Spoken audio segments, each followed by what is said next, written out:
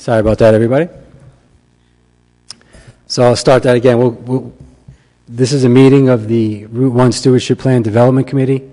It's February 27th, 2020, 6 o'clock. My name is Jay Parker, Principal Planner and Liaison to the Board. And we'll start off with roll call. Jill Sabo? Do you want to say it again? Jill Sabo? And if you could please speak into the mic.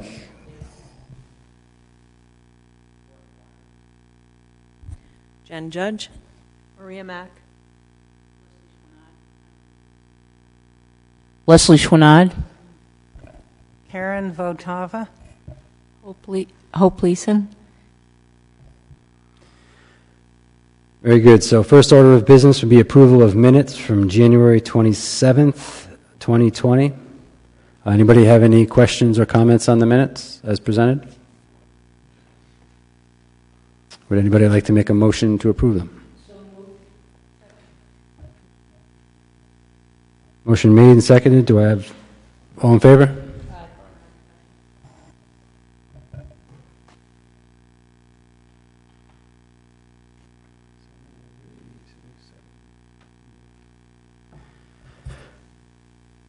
Give me 1 second.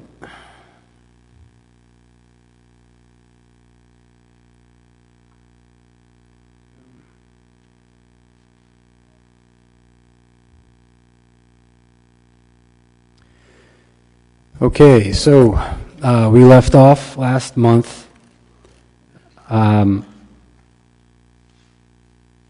Chapter 2. We were going to start putting together the components of Chapter 2. Vern had provided earlier today a write-up on the history of Route 1. Did everybody get a chance to read that? So up on the screen is his. I'm trying to get this bigger so everybody can see it. I have some hard copies here if you'd like.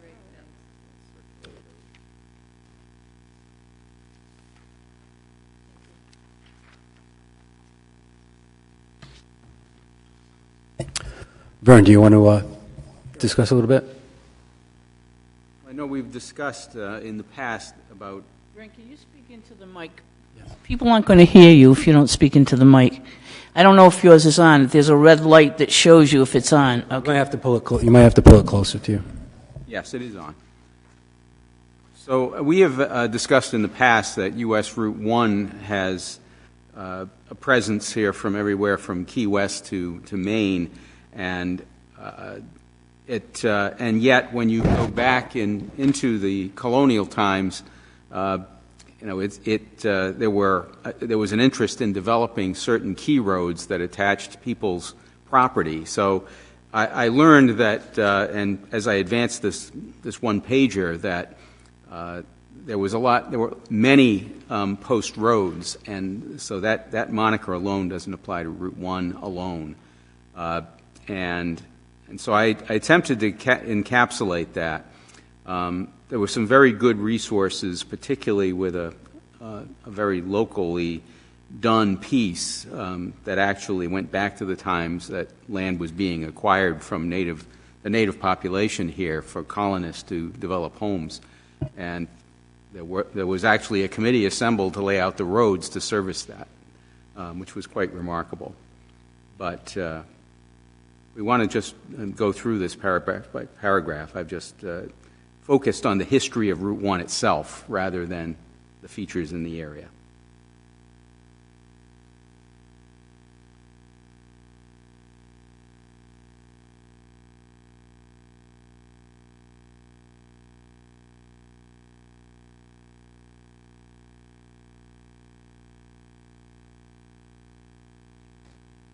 Vern, I have a question.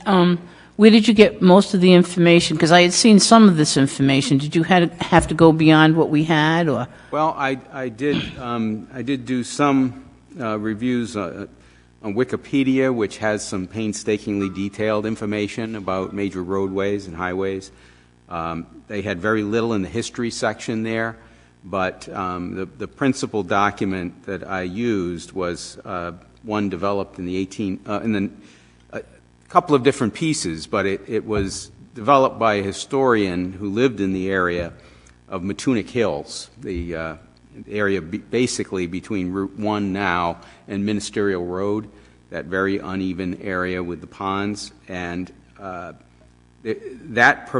he had unearthed some of the original documentation that speaks to the 1702 committee that was assembled to organize the road systems, and basically even described, with every bush and every house and who owned the house.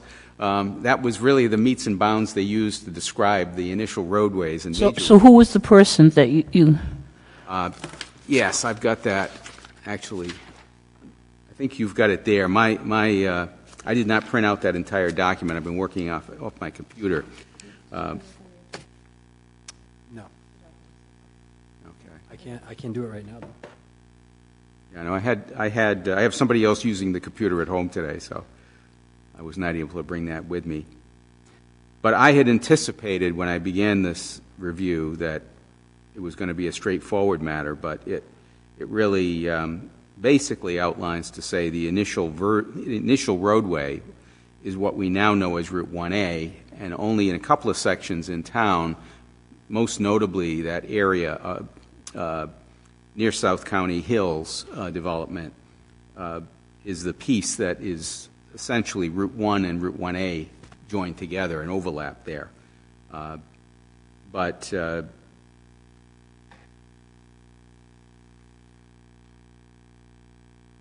So again, Route 1A reflects closely the initial old post road alignment that was discussed back in the 1700s.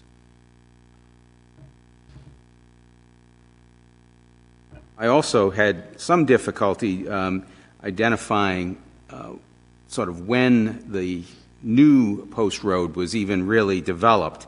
There was really nothing accessible through DOT. No doubt would have to go to the Secretary of State to find some of this information.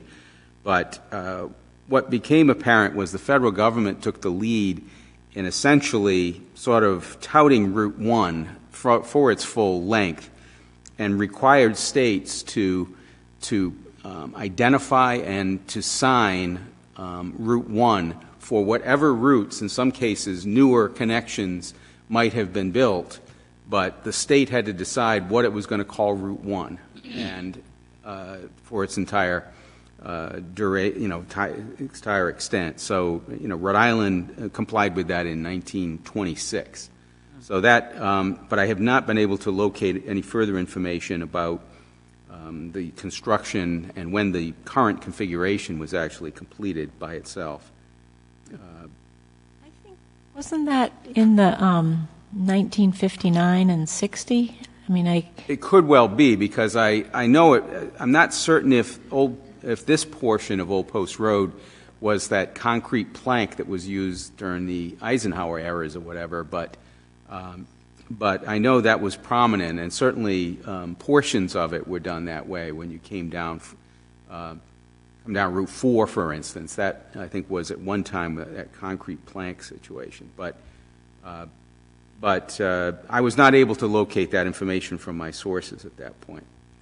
So, basically, it strikes me since we have started meeting that this road does have so many historic, prehistoric, historic, and even some nice contemporary features that lend themselves to getting off the road and going to see some of them, and everything from the the grist mill that is on Moonstone Beach Road, that is one of the oldest, no doubt, in New England, and so I basically just wanted to comment in this piece to just say that when we look at that, we really should capitalize on that as we develop this stewardship plan, in terms of really being creative about how you draw attention to those things, how you inform people about them, and whether you even sign that differently, or as I suggested in one of the sections here, that in the future we may well be able to tune in and find out what we're driving by in the future and be able to learn a little bit of the story along the way.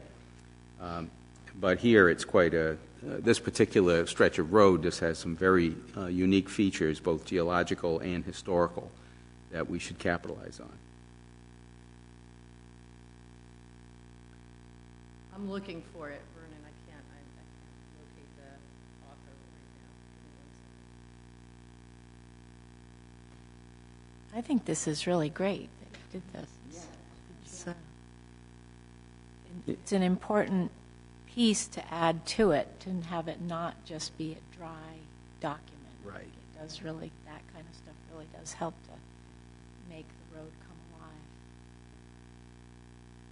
with the I history. tried to stay within the bounds of what I had verified, which left me, and so there's opportunities in there to maybe do a little more research, particularly with when the road was constructed, particularly with its current width, which I think is one of the things that makes that road more usable than others would be as a 4-lane divided highway, and just didn't seem to find much. And DOT doesn't go back very far. They're touting their current work, obviously, not surprisingly so.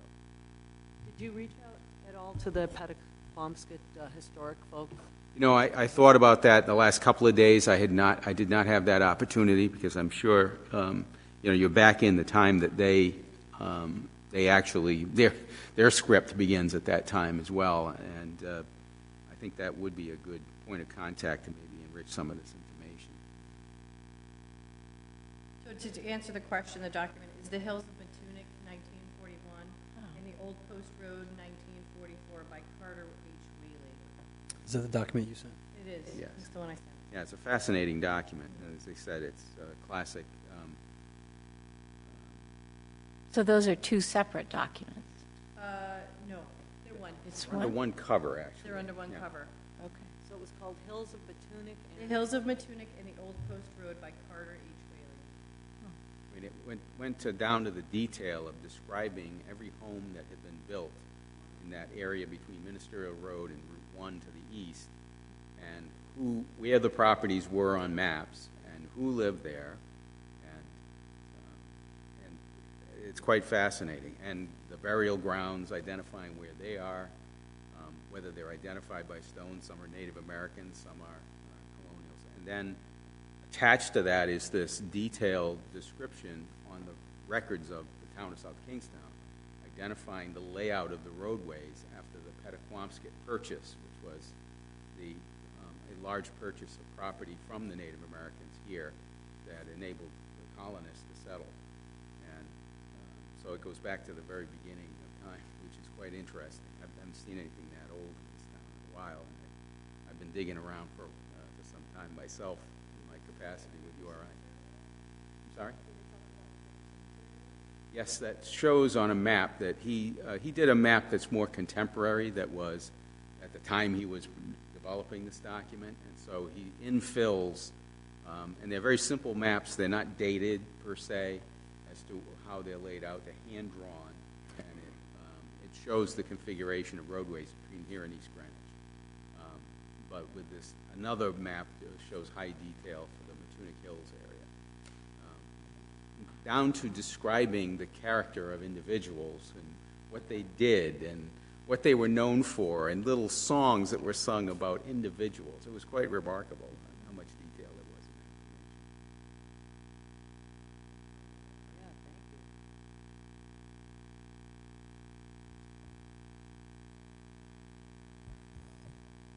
in that Okay, thank you for that, Vern. So I've added that to the working document, and continuing on, it brings us to physical characteristics.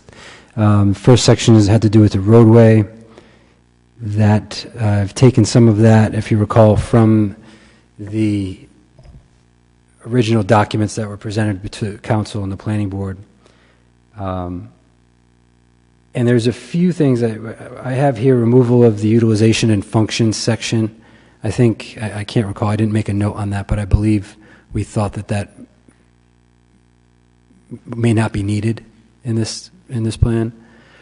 There is a note up here just above that, though, on the gateways, whether or not we want to recognize both the northern and the southern terminus or entrances of the roadway, recognize them specifically as gateways within South Kingstown. So I don't know if that's something that somebody wants to expand on, what we want to talk about now, or assign homework for, if it's a bad idea, anything? I like the idea of the gateways. It just, for drivers, folks passing through, tourists. I sort of feel like I live at one end of that in Perryville. And I think making note of that would be great, whether it's just signage, thank you for visiting, or welcome to. I don't know, what do you guys think? I think it's worth noting, and signage would be part of kind of the overall signage discussion that we're going to have. But certainly making a note of the characteristics of each of the gateways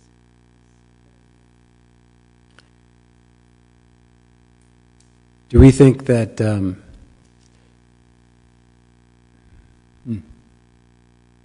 we think there's enough recognition of the gateways as we're going to describe them to fill in a substantial component, or should we just be short and brief with it? I don't know, I was thinking it could just be a paragraph in this sort of overall description of the roadway, unless we thinking of something more. I think that's what I kind of had in mind as well, but I was just trying to ask you guys. So do we have a volunteer of anybody that wants to write that paragraph or describe it? I don't think we have to do it on the spot, but I mean, as we go along. I can do it as part of signage.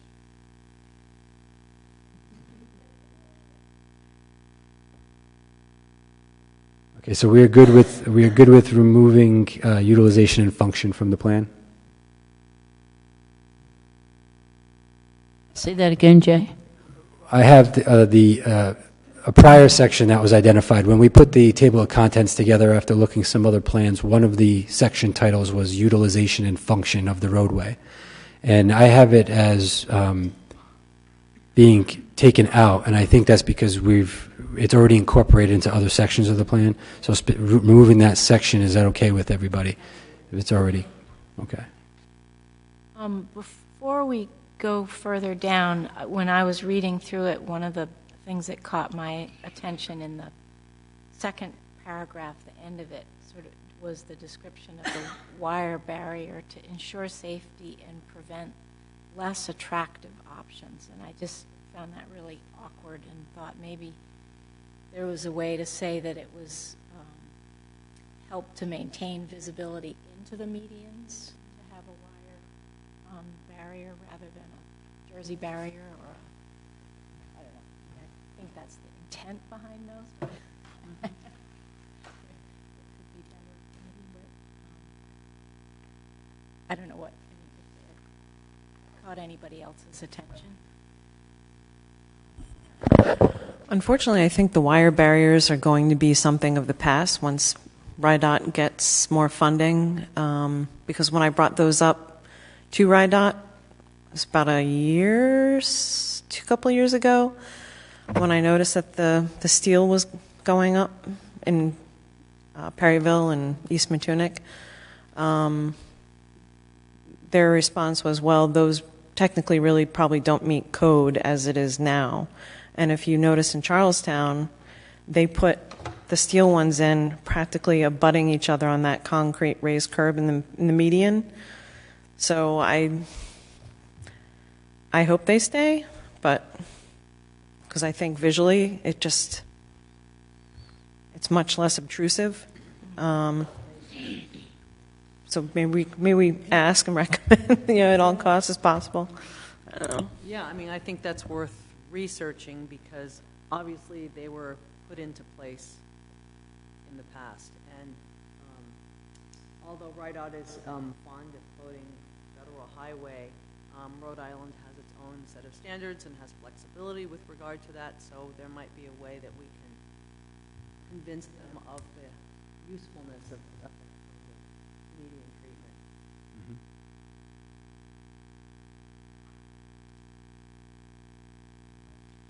So just as a refresher on this section falls under physical characteristics, so it's kind of a snapshot as to what the roadway consists of today.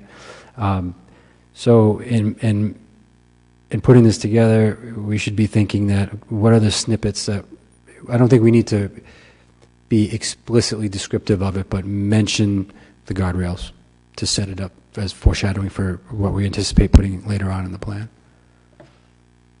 I did reach out to Rich Bourbonnais, the town engineer. He's willing to write up something on traffic and safety along along Route 1. He didn't have it completed, but I asked him for 2 to 3 general paragraphs describing those functions of the roadway.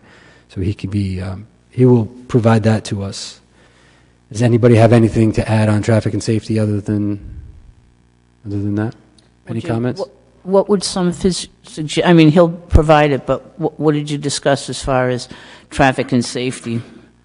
I asked him to provide us with several paragraphs of just Right, but I mean, did you talk with him about any suggestions prior to the paragraphs that he'll write, or? No. No, okay.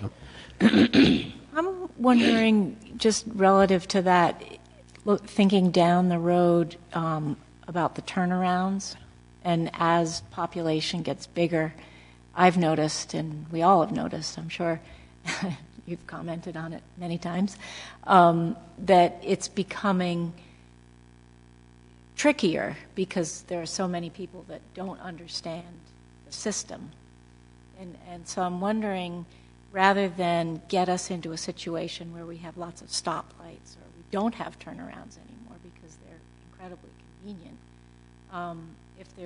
if we could consult with people that do traffic calming measures to somehow alert the people that are barreling down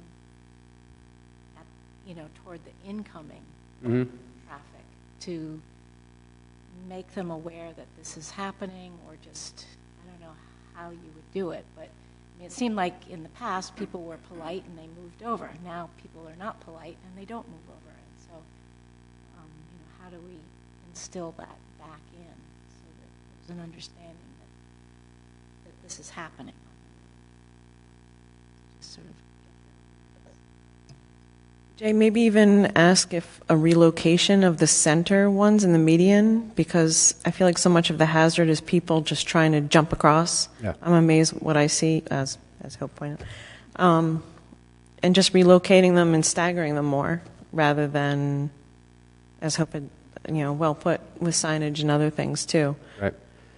I know it was mentioned that there are a few locations on Route 1 where the turnarounds are too frequent, and they're located too close to an on-ramp where that person gets on and immediately cuts across 3 lanes of traffic to hit the turnaround that's 100 yards ahead.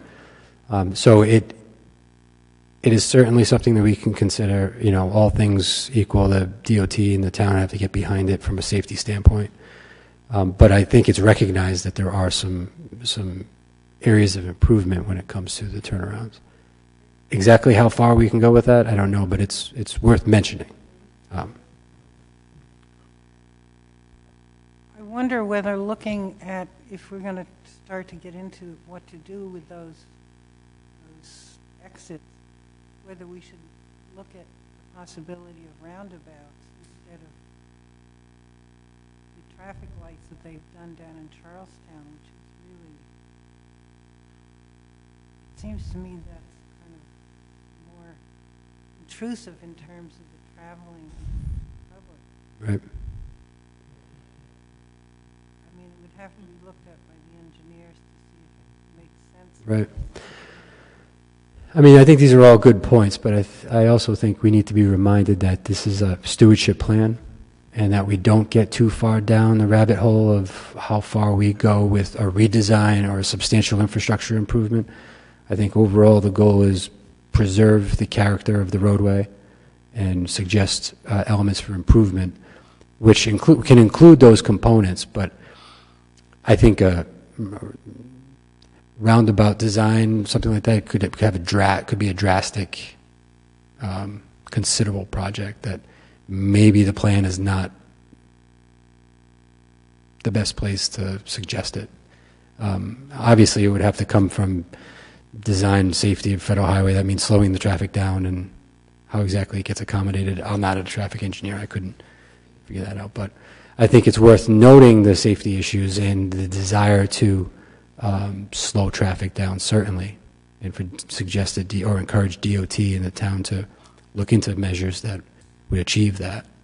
Whether or not that would include roundabouts is legal. And in a plan such as this, you could say these types of techniques would be useful in slowing traffic down. Right. So, sort of like a such as scenario.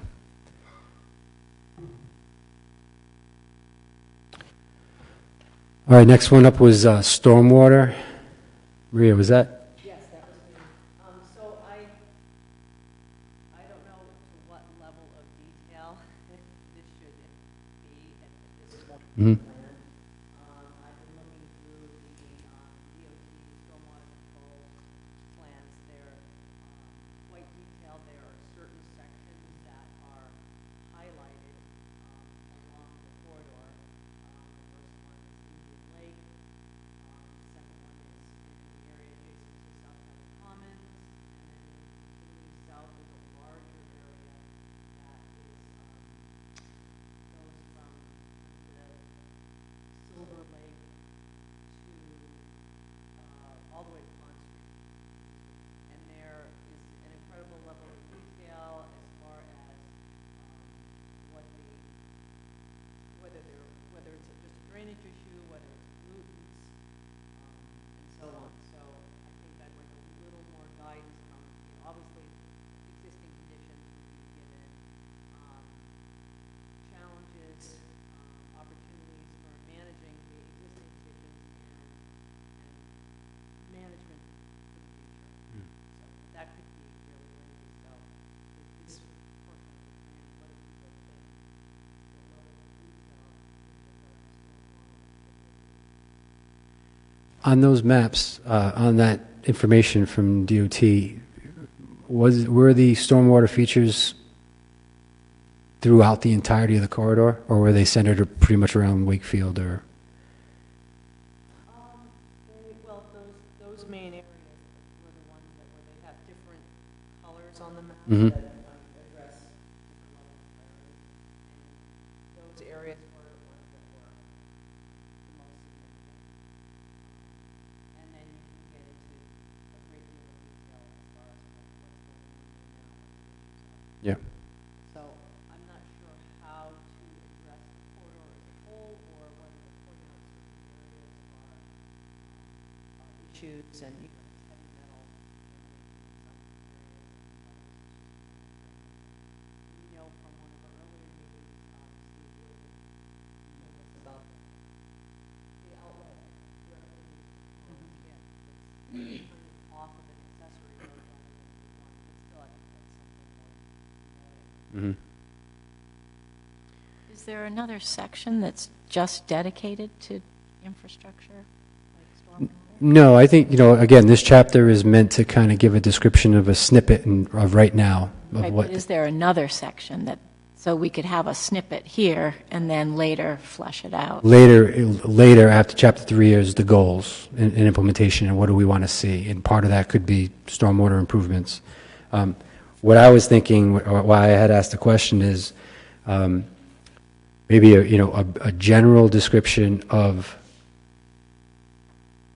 stormwater features in the corridor, whether they're located in the Wakefield area, predominantly in the Wakefield area, or if they're throughout.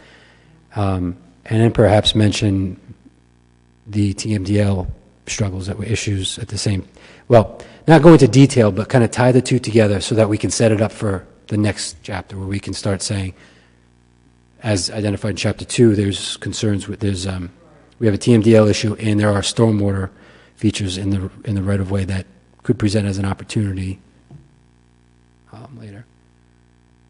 What does TNDL stand for? Total material daily loading.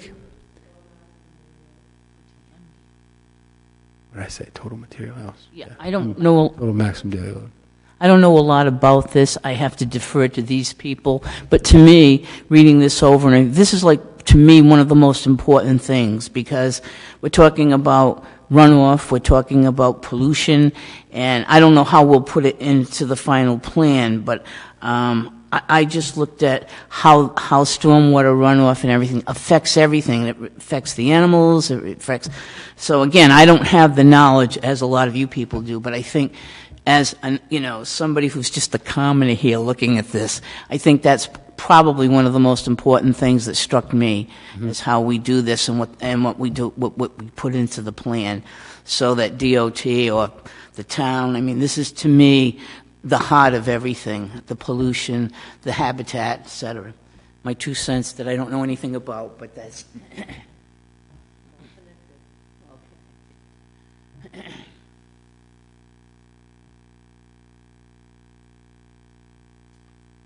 So I'll just work on a generalized couple of paragraphs. Yeah. And then, maybe send everyone the link to the DOT maps.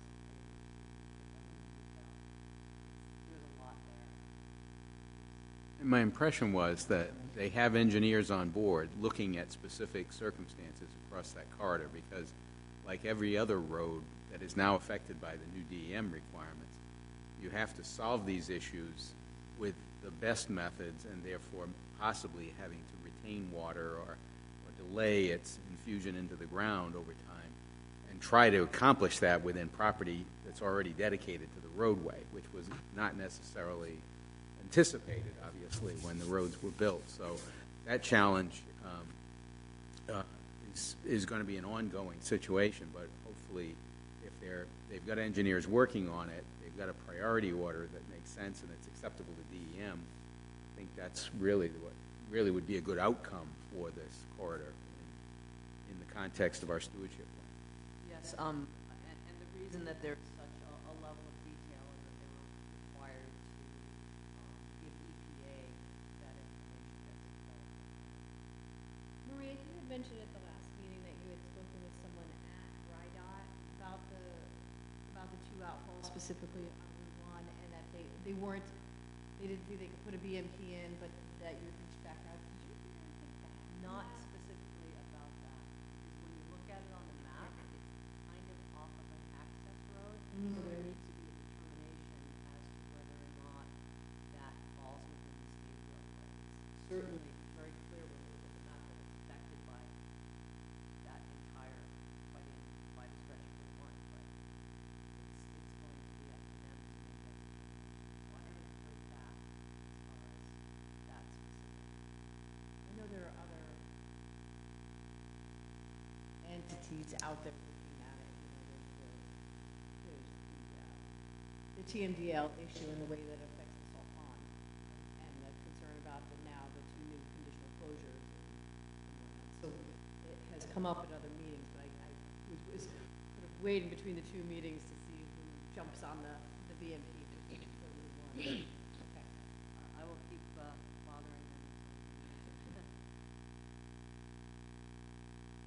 Doesn't some of the, I mean, it seems that the water that's shedding off of Route 1 in that area right by the doctor's offices and that parking lot area, because there's a ditch that runs parallel to Route 1 that goes under it, and then the wetland that comes from the Silver Lake direction along the side of the roadway feeds into that ditch, and it all goes into that culvert that goes under the road, under the highway. And I don't know where it comes out on the other side, but did you see that on the plan?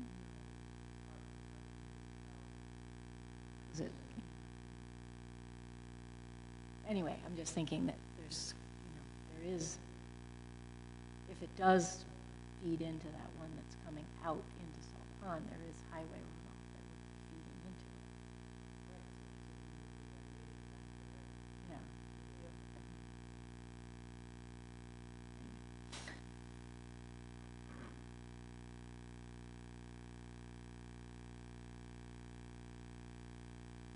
RIDOT just replaced at least one catch basin on Post Road between Camp Fuller Road and where Post Road rejoins Route 1 closer to town, and put in a very substantial catch basin. So I wonder what the relationship between that stormwater, I don't know where that goes. I have no idea.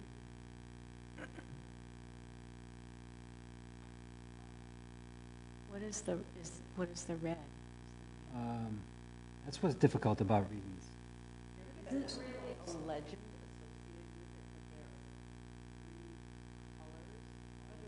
There's a legend. So that's a.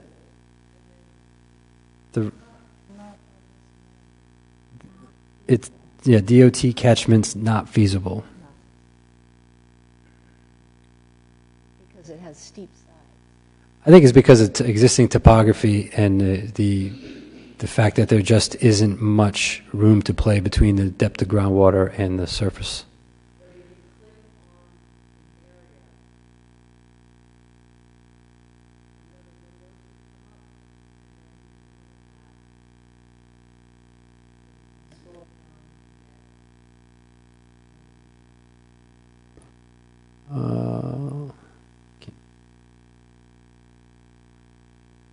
Yeah.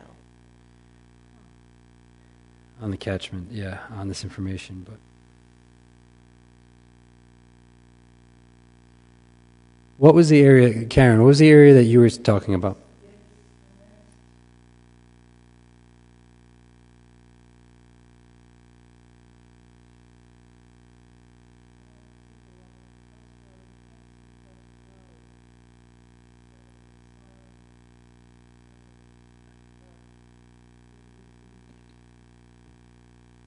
This on the south side?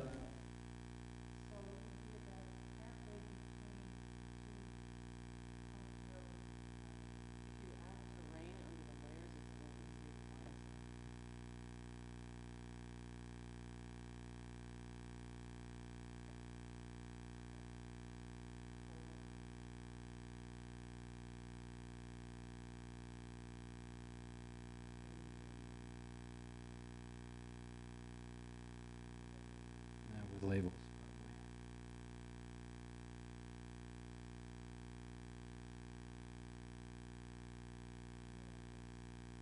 In this area?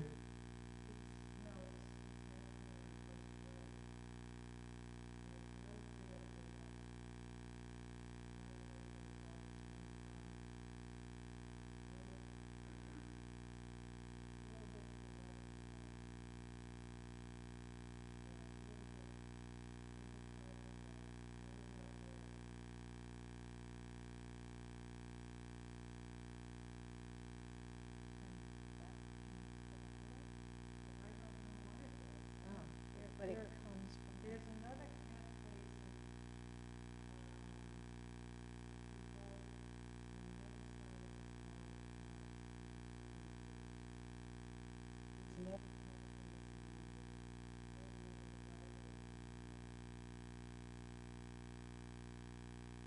Those are the only two catch basins I'm aware of.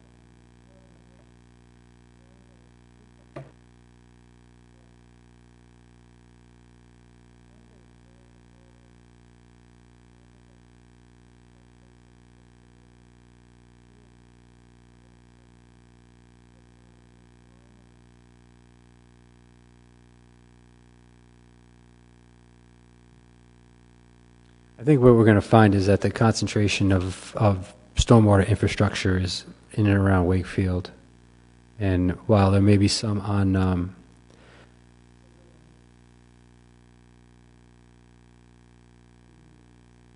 yep. At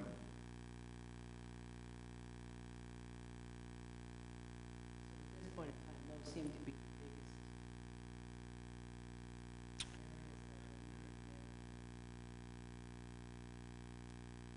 And I think, it may be worth mentioning where they discharge, or what they potentially impact if they have a direct impact to the river or Indian Lake, for instance. And when I was playing around with this previously, the outfall, if you call it, that Steve was talking about.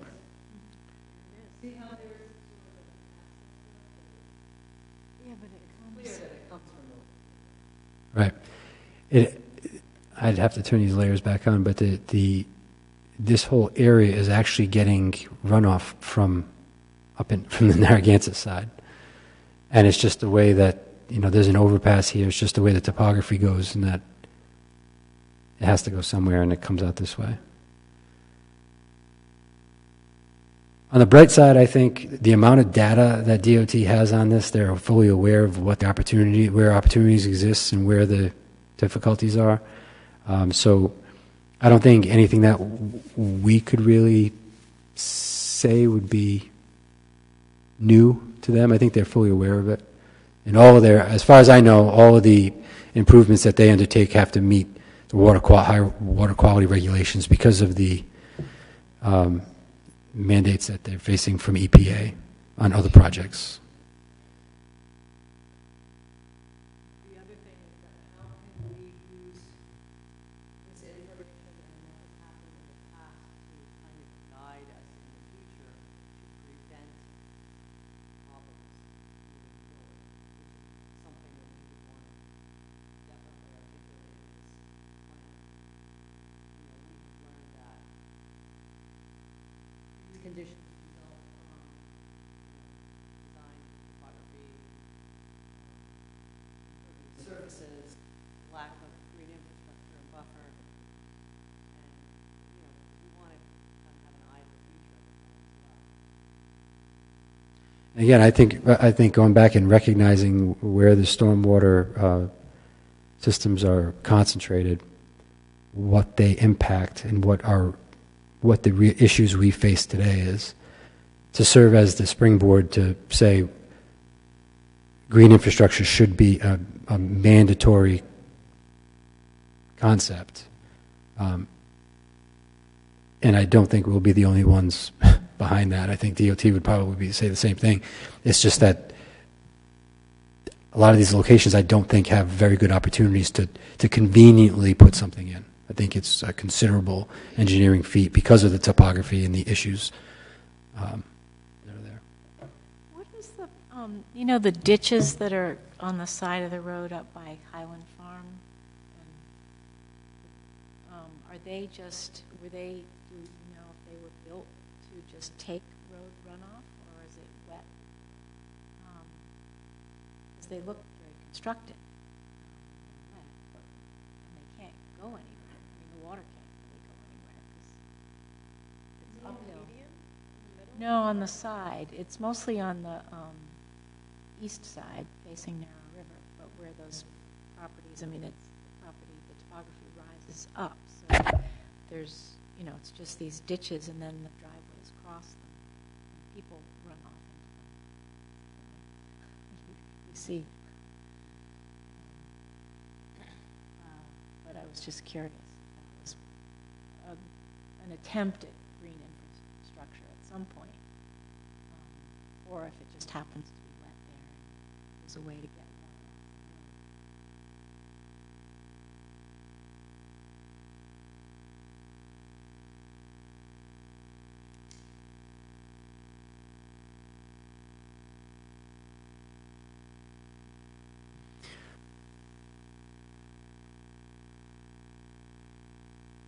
the road. I don't know anything about that.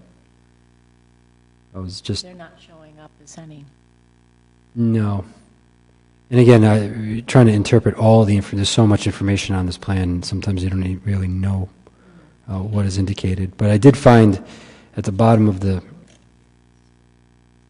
this one, I believe it provides the TMDL information, water quality information for that watershed, or for that catchment area.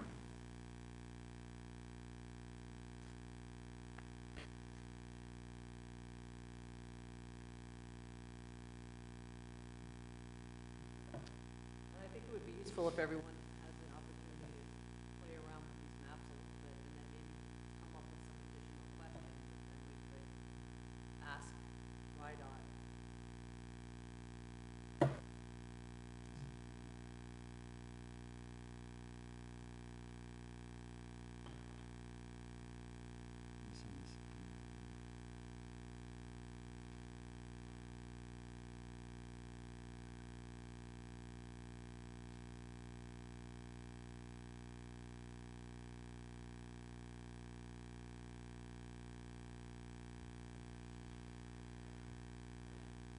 Okay, so Maria, you're going to continue to work on a blurb from wastewater, stormwater.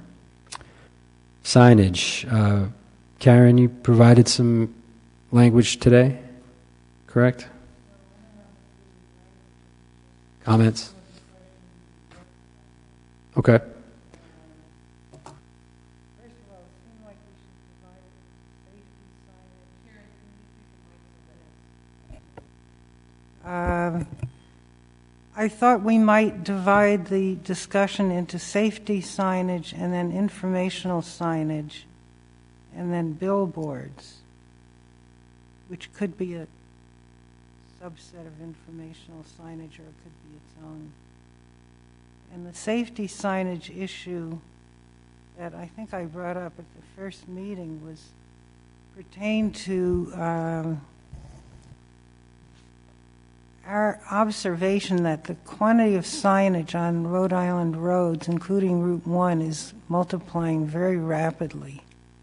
And there's somewhere along the way we had heard a rumor that possibly the state doesn't put the signage up itself, it contracts with a company that does it, and that this company has some hand in deciding how many signs and where they should go. And so they keep putting up more and more signs. We are in the process of trying to check out with DOT and Scenic American, some other sources, whether this seems to be something that's grounded in reality or it's just a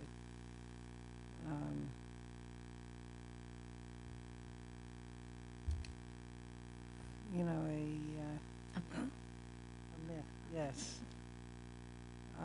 But the fact is there's an awful lot of signage on the road, most of which relates to safety in one fashion or another.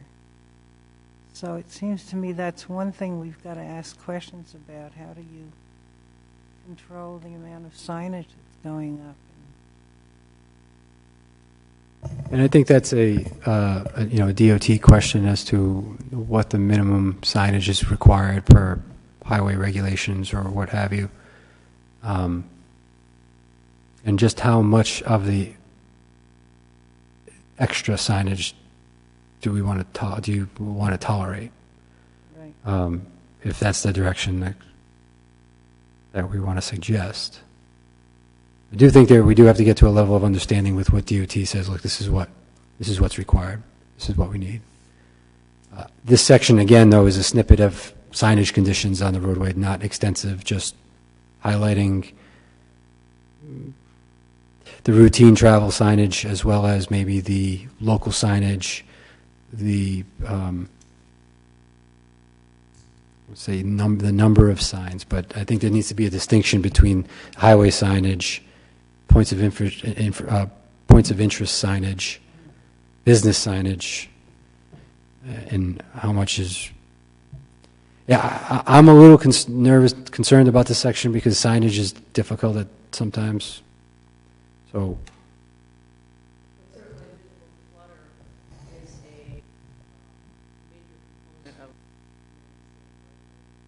Mm-hmm. Then you've got signage that isn't really it's signage, but it's not any category. It's like Karen mentioned, where you've got not really mobile signage, it's a stationary vehicle with lots of advertising on it. But Yeah. it's there. It's horrible.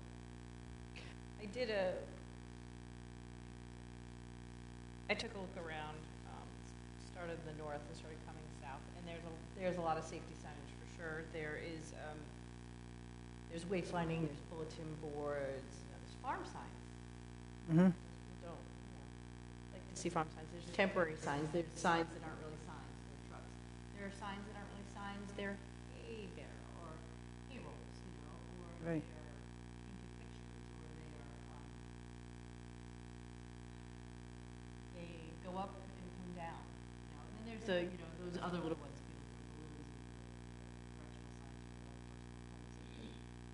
One of the questions that I had, and I know it's not for this section, but just something to think about as we move forward, is are we looking at trying to come up with some kind of uniform signage? Is that what we're attempting to do, to minimize, to put in the minimum that we need, and then for everything else? And also the other thing too I differentiated, there's signage in the right of way, and then there's signage on people's properties, for business signs, Mm-hmm. that is visual from the right of way. And those signs have their own set of requirements for the town. So it's not, if we're looking at that in the future, where we wouldn't only be looking at what RIDOT or what's in the public, in the public right of way, but also what's visible through the public right of way. And we want to look at something like that in the future. That kind of, Zoning work. Which could prove to be very sticky. You have businesses that rely on the signage that have rights to have signage. And, I'm not certainly not suggesting to remove that. right. And I'm just, Those usually accompany the building. Yes. Right, rather than parking lot, or, in the case, there's a billboard that sort of sits off in the woods a little bit. That one that's up at the north end of, it's close to the Tower Hill 138 exit. yeah, that's the Chamber of Commerce's billboard. And there's another one further south, there's one for Snug Harbor. Right by that one. So there's a variety of signs. So I will come back with some really good examples of those.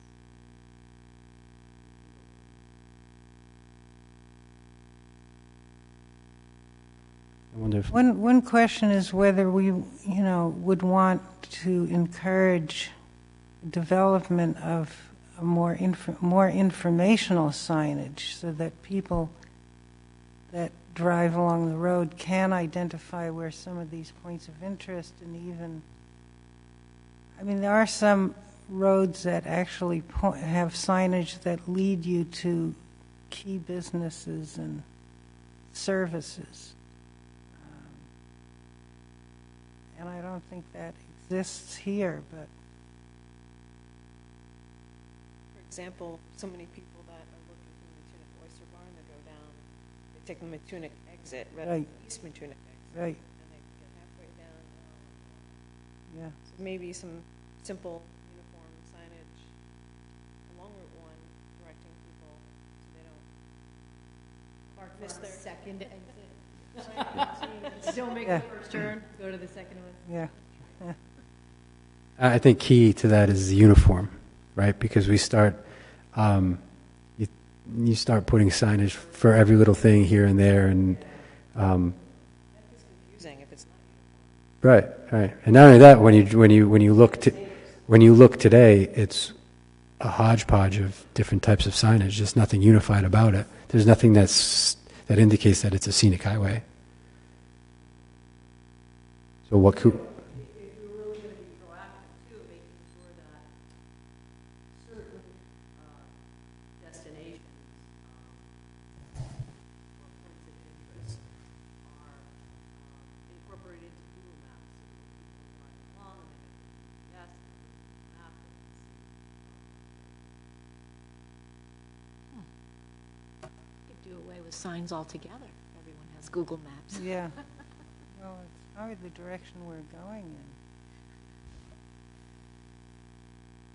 Till they don't work.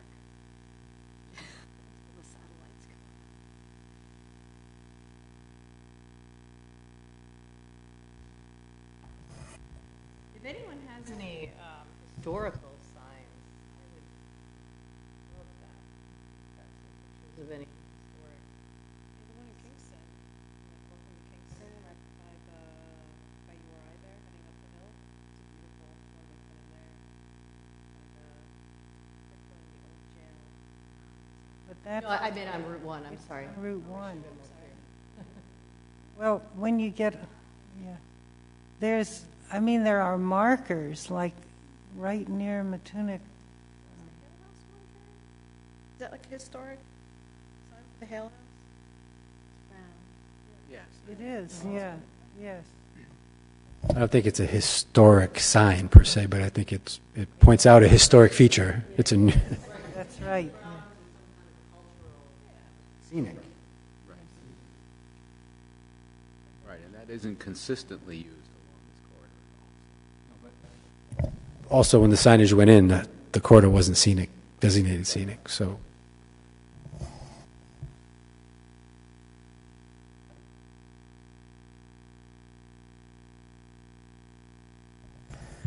following that section, we go into aesthetic characteristics, and again, in the working draft of the plan that I had put together for you guys, there's some draft language in there that came from the original documents when the town was trying to get get the designation for Route 1. There's a couple sections that remain blank regarding abutting land use when it describes residential abutting land use, commercial, and open space. And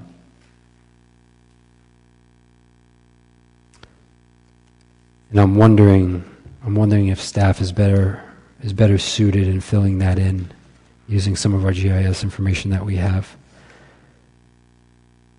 You're wondering if what? I'm wondering if the planning department is better suited to try to provide some information. Did I just do? To fill in these sections based on the GIS data that we have.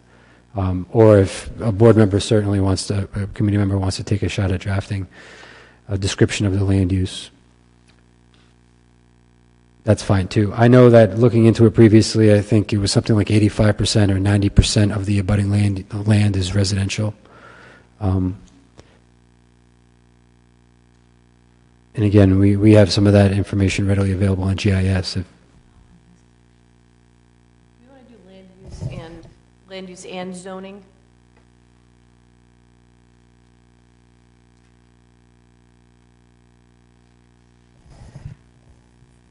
In my eyes, this section is kind of a snippet of the roadway, and I think what you see should be what we put in there as a description of it, and not necessarily the zoning that's meant to. No, I agree. I think it's a conversation. I certainly think it's a conversation, but in this section, I think we just kind of mentioning what the roadway consists of in leading us up to the next section, which would address some of those things. I have some stats on the zoning that abuts the abutting zoning districts that the corridor is in. We could throw it in that section. No, the reason why I ask is because, and maybe I have it backwards, I thought that the vast majority of the abutting properties were zoned residential, but my question really is, are they really residential or are they farms? Do we have lots of farms or land that's currently, with one home on it, but the homeowner is haying the field and haying their property as opposed to, you know what I mean? Because the reason why I ask is because I think that when you drive down Route 1, you have the appearance of seeing vast chunks of open land, almost like farms, but then 80% of it is residential. So that's why I agree. I think we should be talking about what you visually see and not what zoning says is there. Yeah, at least initially. Mm-hmm. And I will work on adding a little bit more detail on the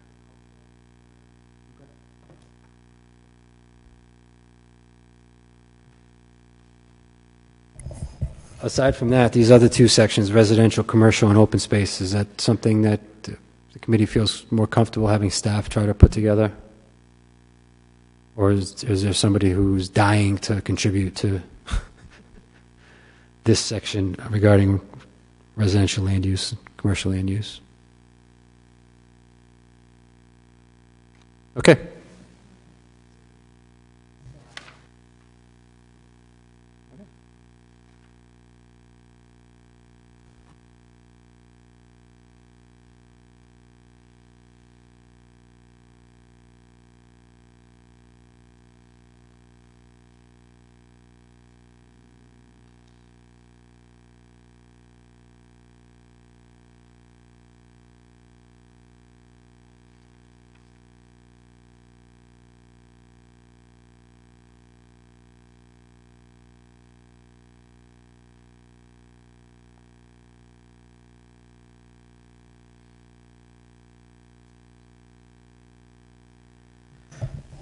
Following that, we have this discussion on intrinsic qualities, and this is largely, entirely populated by the previous descriptions that went to the state when we were seeking the designation.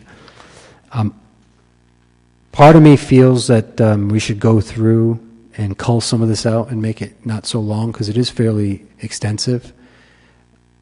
And getting back to that snippet feel for this section, I don't know if we want to go into great detail about all of this. I think there's a lot of great information in here, but I would appreciate it if you guys would take a look at it and see what might be superfluous and could come out. Yeah, I mean, and there's some things that are confusing in terms of the description of the rhododendron maxima, the native rhododendron, and then lumping laurels and holly in with other wetland, suggesting that they're in the wetlands when they're not wetland species. Yeah, so, but there's another section where this gets more fleshed out. Is that correct? Or? I don't think so. Because I was thinking that, similar to the history, that it would be nice to be able to feature that as something that was, because that's what is providing a lot of the scenic elements, is the landscaping, and to really make it, sort of a more meaningful part of the document, I guess. Mm-hmm. Or just, not pages and pages, but maybe just a similar one-page introduction about it, or explanation of it in terms of what we're seeing and why we're seeing that. Because there's allusions made to the, the agricultural history, and really what we're seeing on the roadway is sort of old field plant communities, a lot of red cedars, and, just so really understanding that that's part of where we are in time and landscape use or landscape history might be kind of interesting to people. Well, I don't know, where is this history? Where would that go? Which history? Vernon's history piece. Would that go before? Oh, Vern's history piece? Yeah. That was at the beginning. So if you look up on the screen, we are on page 14. Go back to the beginning of the chapter, where it talks about physical characteristics. So right Before physical characteristics, right? We start the chapter 2, with history. Okay. So maybe in the aesthetic characteristics, there could be something that is described. Because I think that all is really important in terms of fleshing out and making it evident as just sort of a description of the road. I think that when they originally did this description, they did a good job of really pointing out the things that were important, characteristics of the roadway, and to minimize that would be really losing the essence of why we want it to be a scenic road. So certainly, if there are suggestions, I mean, remember, I copied and pasted some of that stuff to provide body to this plan, so we had something to work off of and get a feel for. As we go through it, if it doesn't feel like if you feel like it should be different, or you feel you have a certainly bring it up and bring it to my attention, to our attention, just like that. Yeah, I mean, I would be very happy to work on that to sort of flesh that out or make it, Great. gel together better. In terms of aesthetic characteristics and what you see in view, do you think maybe we shift the scenic qualities vistas section into that as well? Maybe? Where is that now? Page That's 13. Oh, it's down Yeah. at the bottom. Oh, yeah, that would make sense. Yeah, it sort of goes along with it. Part of me feels like there's a lot of information in this. There is a lot, and it could probably be Yeah, trimming, trimmed, yeah. a considerable amount. And again, I just copied and pasted and put it in where I felt like it would fit. But I don't think we need to be, I think we need to highlight the important parts, and I don't think we need to go on about the more trivial things.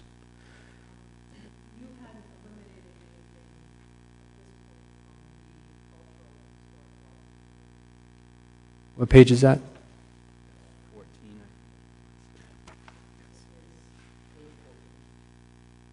14. No, so it's all,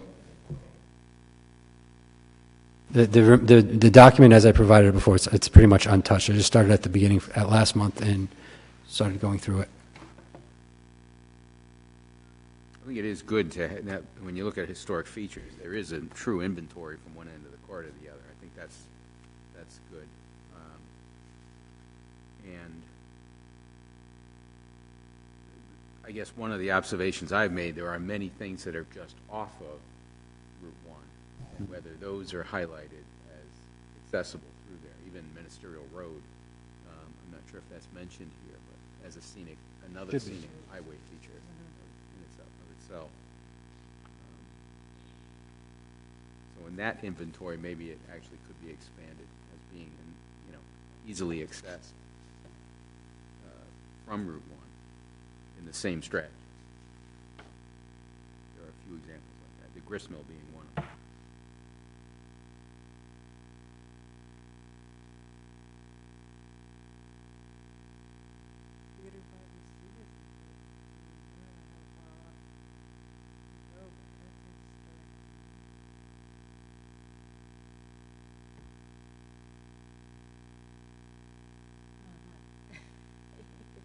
Town.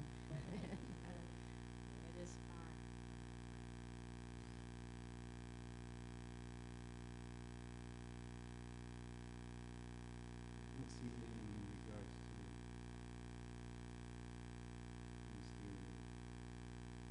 No. Section.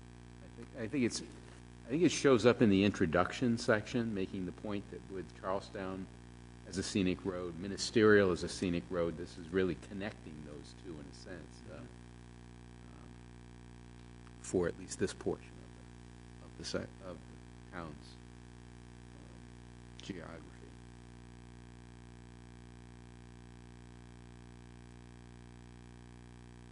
Again, if you guys read through this and things jump out at you like that, make little margin notes, and when we sit here and go through them, bring them up so we can try to find a home for them in the document somewhere.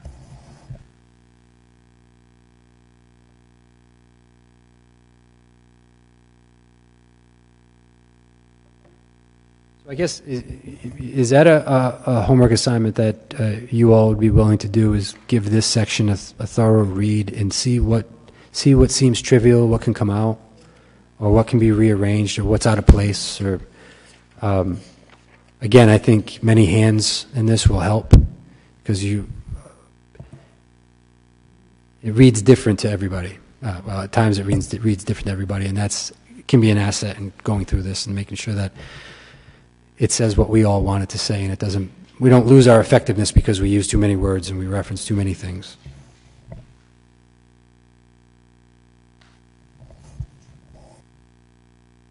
So is that something we're all willing to take a shot at? Do?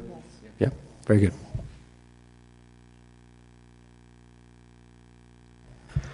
Moving on, there is another blank section here regarding recreational qualities.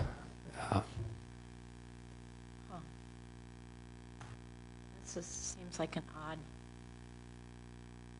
thing to have recreational qualities on a highway. Not sure what that's referring to. Except the bikers are afraid of it. I mean, there have been so many horrible accidents that they don't use it anymore. It is used for certain events, you know, these major fundraising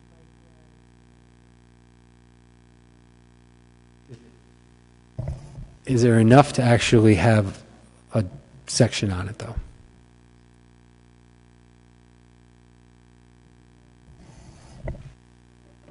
I guess I look at, because I've cycled Route 1 a lot, and I think part of it is it has a shoulder that is uniquely large, and it lends itself, and it's in very good condition, so it's a very good road to ride and get to other parts of the town.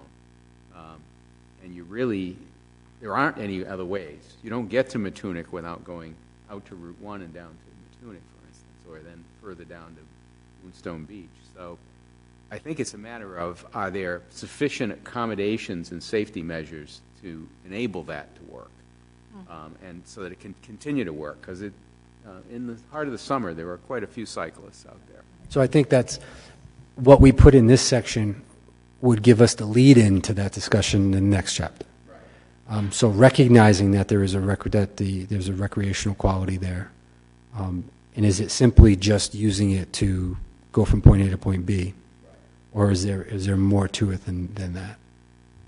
I do think there's value in recognizing it if we're going to bring it up and discuss it in a later chapter. During the heart of the summer, that sometimes is the only way to get to the beach. So if someone's reasonably close by, cycling down Route 1 to go to any of the beaches that otherwise the lots are full and you can't get into is kind of a common strategy when you live in that area. So perhaps recreational qualities is not the right name for the section, because to me that makes it sound like there's some inherent recreational quality to the roadway, which is not, but it's used as a alternate. Alternate means of transportation, but also. What about the opportunities that it provides for access to recreational opportunities? So people that want to kayak the salt pond, is that really worth mentioning in the plan, though? I mean, does it go hand in hand with bicycling for something that we want to bring up later? Well, I think you're, saying alternate methods of transportation is a good thing to mention, because if we want to encourage bicycle travel as a way of not using a car, then it's there. Right. The Merritt Parkway does not have a full lane breakdown lane. I was just No. pictures and they're having construction. So in the event, the other element that we really felt was that they really narrowed the lanes down during the construction factor. So that's what truly slows traffic down, is making those particular lanes way more narrow. So if we have that much asphalt on Route 1, I mean, to touch on your point, Ron, maybe in the future that nice wide breakdown lane becomes Right. in some fashion. Where there are pull-offs. Right. Right. One Yeah, of the it's not, yeah, it's not. one of the all- tricks that you face on Route 1 is when you get to a roadway that, in some cases, Burlingame State Park is a popular location. When you're bicycling, you've got to basically signal that you're staying straight. And I've developed my own signals to say, I'm going to be going through here. If someone's behind me, usually you can hear them. I can't always see them. Two hands, Vern? Use two hands. No, it's this way. You're pointing out towards the lane to say you're going to stay on the road and not go off to the right. So someone doesn't get clever and try to come alongside you. Yeah. That's the scarier part of that cycling road. But it works.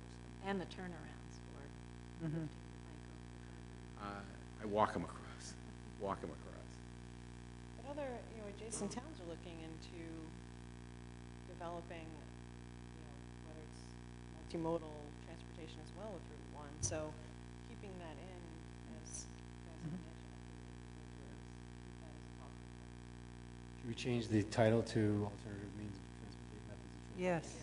It's really the only meaningful one that Yeah. is that is other than vehicles. It's not a walking road, but you can do. Yeah. But Yeah, I spoke too quickly, I'm sorry. I mean, I was thinking of the trial times, guys that used to ride on Route 1 all the time. They just don't anymore, because it's scary.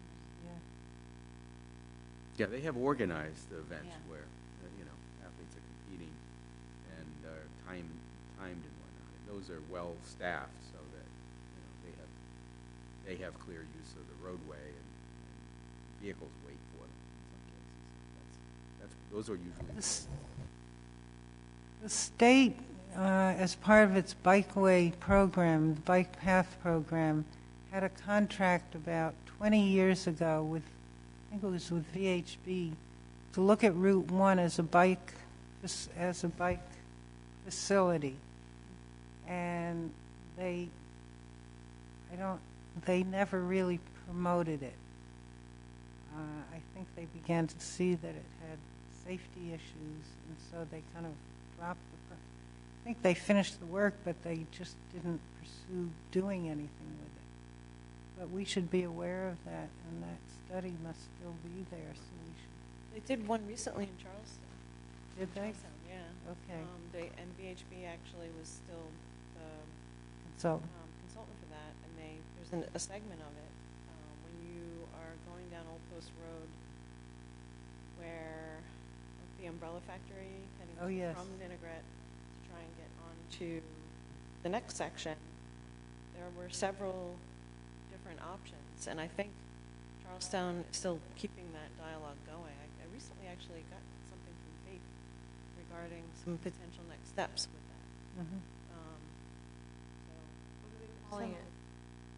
Sorry, Maria, I don't remember. Well, I It was a think, study. It was just done Right. within the last few years, right.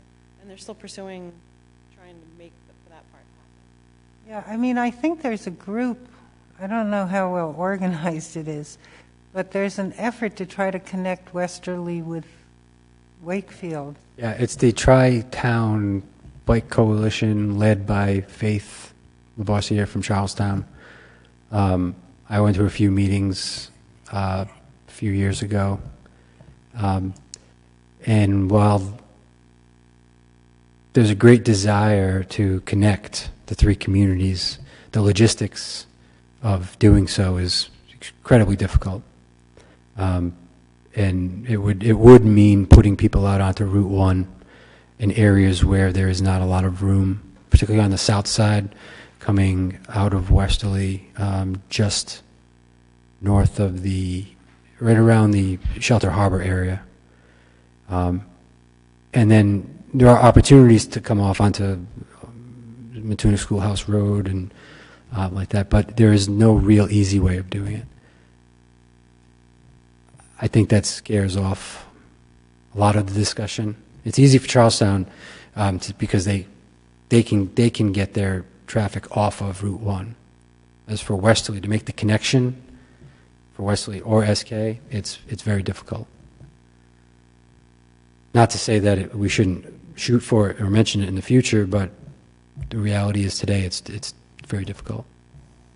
Ironically, the best part of Westerly to bicycle to is Watch Hill, which you can access through the side roads off of Route 1. That's, I can't say I do that one quite as much as I used to, but I have. From Snug Harbor to Watch Hill and back.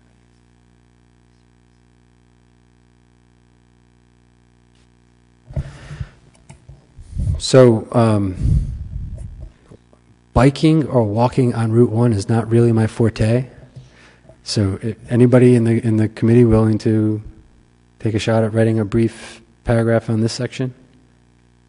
This would be in what portion here? This is right before susceptibility to change on page 17. Great.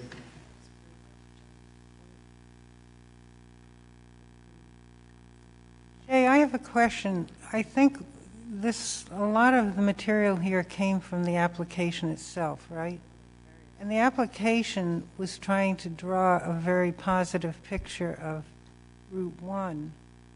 But it seems to me for our task here, that we may need to look at another category of features that are not necessarily positive. And I'm thinking of the overhead power lines. If you ride down Route 1 and you just focus on that, they're really quite a hindrance to enjoying the road. And it's something I think we need to dwell on. Certainly we ought to mention it as one of the features that needs to be addressed. Is there a certain part of Route 1 where they're more prevalent? There are some places where you don't see them at all. I think when you come out of the salt pond area, I think you go for a little stretch where you can't see them and they're buried in the trees. But I think if you come down from Tower Hill, that whole area is just lined. Not only are they on the side of the road, but many times they cross over in order to provide power or, service to properties. And Like that? yes.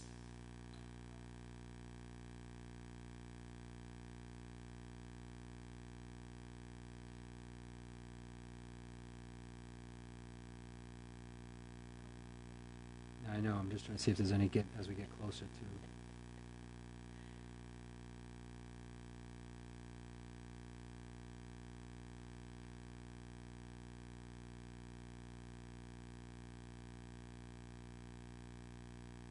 There they are. Some there.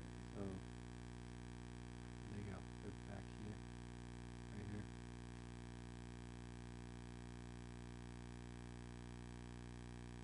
That's actually serving the buildings that are along that side road that gives access to the commercial property without having to exit on or off Route 1.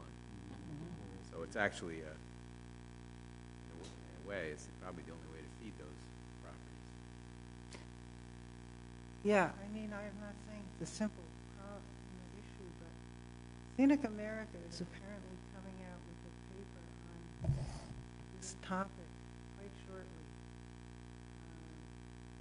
And it seems to me we can't duck the fact that they're there, and they really create an intrusion. And a lot of the areas that are very green, it's the only thing that you see besides the road itself that kind of disturbs the green experience. And I mean, there are things short of getting rid of the lines. A lot of times when the power companies or these services bring in new lines, they have to have taller pieces, and they don't get rid of the prior poles. So you get this Double pole. multiplication of so, I mean, there are ways that we can address it, but I think it has to be brought up as part of the roadway that has to be addressed as part of the stewardship. Any new future development, Karen? Maybe have proposed underground utilities instead of continuing utility pole. Well, that would be ideal. Yeah. Just think of the large trees you could plant there, but you can't. You have a utility line. Right. Everything has to stay nice and low. They don't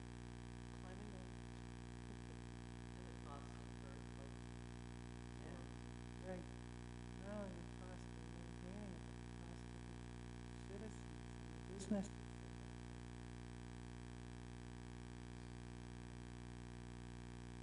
Well,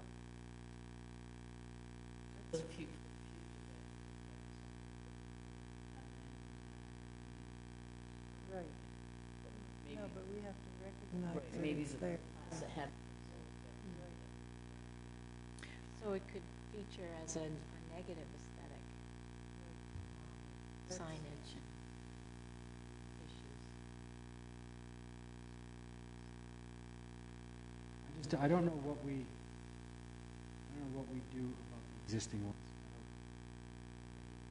Yeah, I don't think we can, I mean, we can suggest requirements in the zoning ordinance and subdivision regulations that underground utilities are required. But I don't think we're going to do anything about the existing ones that we drive out there. Correct. Correct. I mean, I know from National Grid standpoint, I know the cost of putting lines underground is dramatically expensive because they don't have existing conduits running under there that they can run utilities through. They actually, yeah. I dealt with that on the URI campus, but the infrastructure's been there that way for so long that we had ways of we think ahead and accommodate future needs underground. But it's also more difficult to deal with it when you have a failure somewhere between manholes. You have to search it out. So. Just to go back for 1 second on page 15, just after stone walls is a section called man-made features, which has several notable sites, but can we call that something else?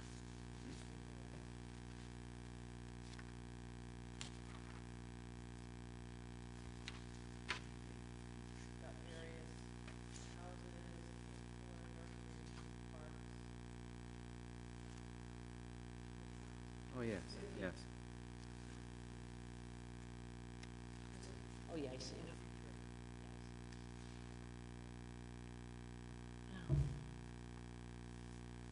We have historic features of that and stone wall. We would try to just accommodate these man-made features into the story. Yeah, I mean, Points of interest. Points of interest. Points of interest?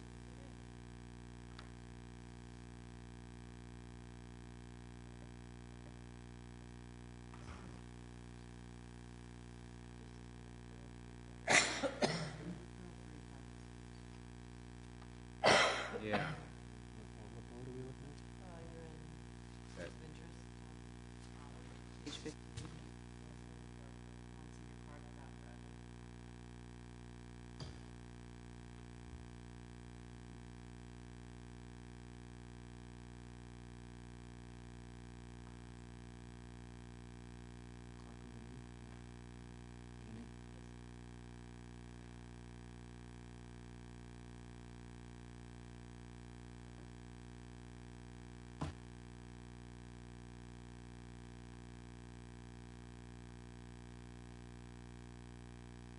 Is Carpenter's Farm Stand need equal billing, or is they're on Matunic? They're on Matunic Beach Road. Is that a change? Suggested change? Well, I mean, if we're highlighting, because those are private operations as well. And those may be reiterated under the agricultural section, but sure. and you can see it, the Perryville section of it, you can see. Yeah. Is that the last bullet? What was it? Well, it identifies Clark Nursery, Whaley Farm Stand, and Highline Farm, examples of green industry that supports the economy of South Kingstown. Carpenter's Farm. Oh, all right, it's not the last one. So the last one, it talks about seasonal farms. Oh, okay, it does. But All it right. doesn't, again, it doesn't mention. Yeah, Carpenter. that would include Whaley's at that point, yeah. But it probably doesn't that duplicative? Does that? Well, but the Whaley's old- here. the Yeah, old- Whaley's here. the original farmstead is in Perryville, and you can see that. So there's two carpenters' farms. Two sections of carpenters. Those two bullet points could be divided. You could just say carpenters. Yeah. They wouldn't be insulted. Down. Farm?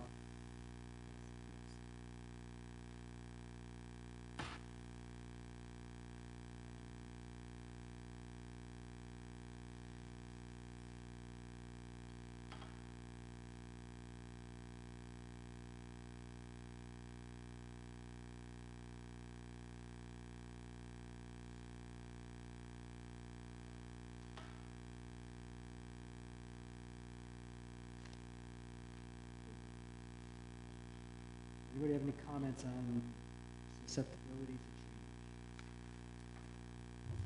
change? I thought that this section should include a mention of potential pressure for changes in the commercial and from the commercial and institutional areas of the roadway. Sure. And again, the content wasn't flushed out, these are placeholders, so.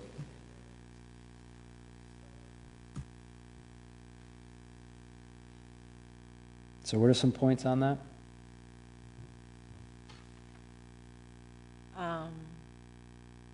That potential pressures for change from in the commercial and in institutional areas of the roadway. Just thinking about South County Hospital as one example of a change that isn't necessarily doesn't take into account the aesthetics, and it's right out front and center. Mm-hmm.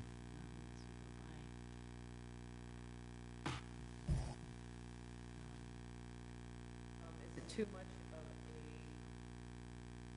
detail in the paragraph that talks about CRMC SAM to mention certain areas developed Yeah, from a stewardship perspective, we can generally talk about development pressure. Is there a map that we could include that shows the regions so that that's, a visual of what areas are within CRMC's jurisdiction of concern? Yeah. See what that looks Yeah, let me make a note of that.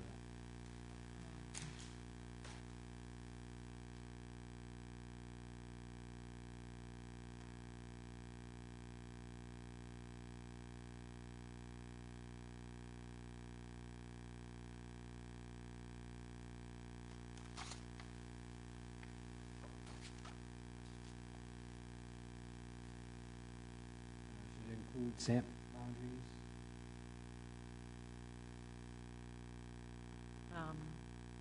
Yeah, and then Develop- I was also wondering about the groundwater overlay district.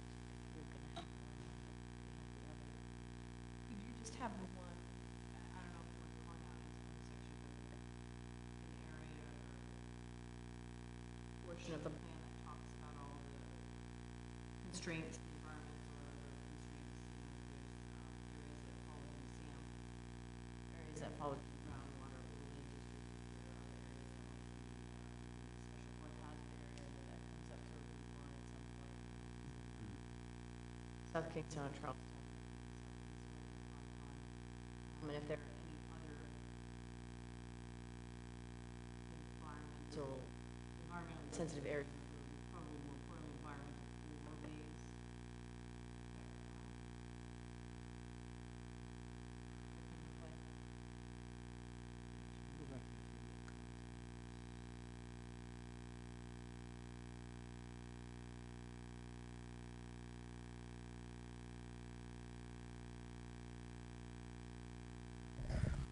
So we have abutting land use descriptions, the residential, agricultural, commercial, and open space. Then it follows by intrinsic qualities, natural, scenic, cultural, historic, recreational.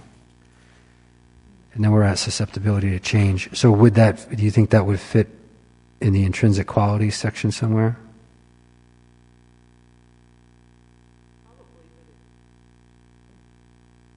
No?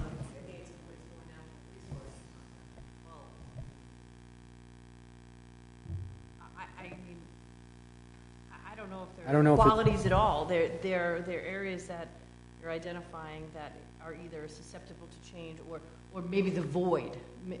Better description is the void is susceptible to change. If it doesn't have a groundwater overlay, if it's not in the SAM, if it's not an area of critical concern or beyond carrying capacity, that those voids are the areas that are susceptible. And I don't know what the voids look like. Is the entire north and west side of Route 1 in the void? Because it's not in those, it's not in the flood zone, it's not in the SAM. Well, I mean, the areas in the flood zone are still. Yeah, you can still develop, I understand You that. can still develop groundwater overlay as well. CMC is still going to allow you to build.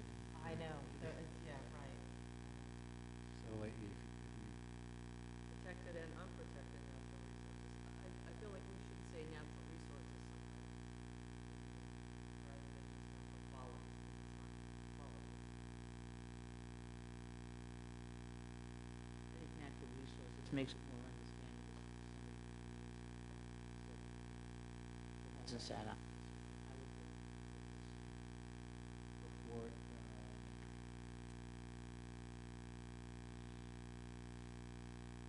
susceptibility to change, perhaps. Right here. If you want to just take natural qualities and make it natural resources or natural qualities / resources. Or not.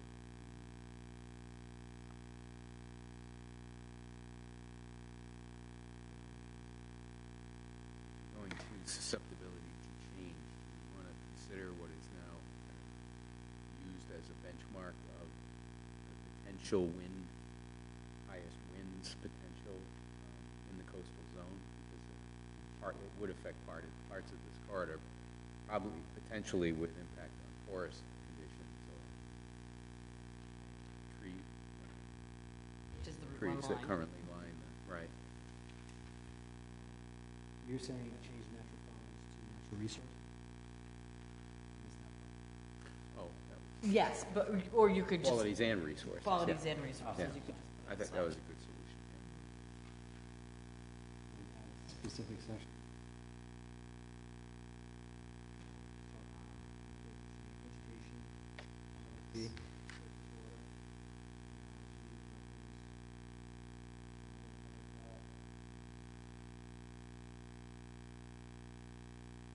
Education.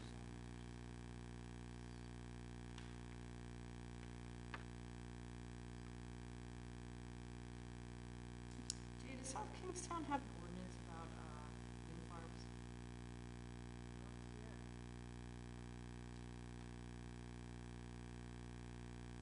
There's guidance from the state, but we talked about that several years ago.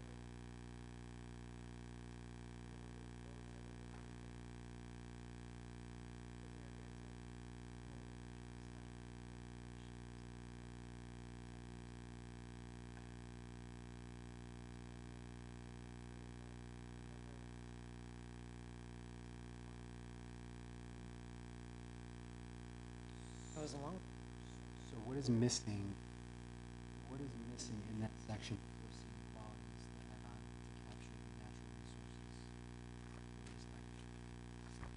resources? Is there another section we're adding to go along with that?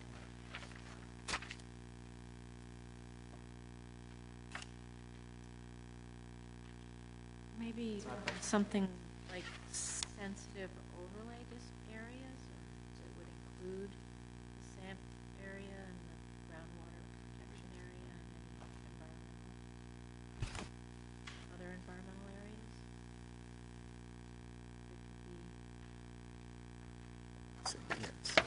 So it could be in with the natural resources. Especially regulated areas? Especially regulated. Grasping at it. Yeah.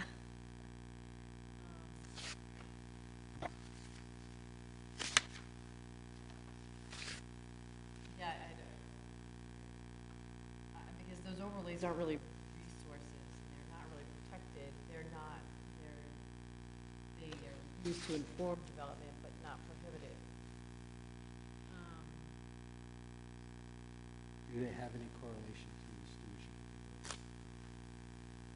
Well, they would, I think, in terms of thinking about the future and what, if something were proposed within that area, we would want to be aware that that was a groundwater overlay district or a SAMP plan From a area. development perspective.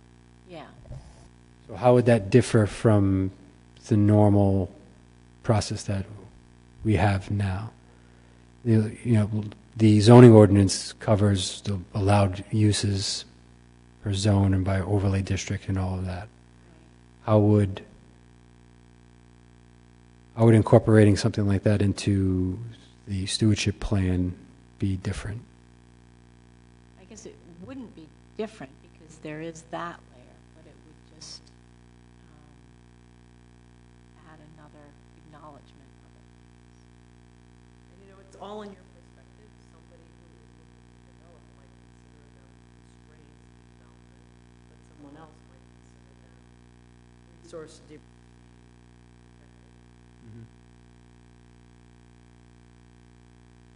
Early on, we talked about things like the preservation of this and improvement of the stone walls along even a development like some county commons, which sort of preserves a setback. They reserve vegetation there.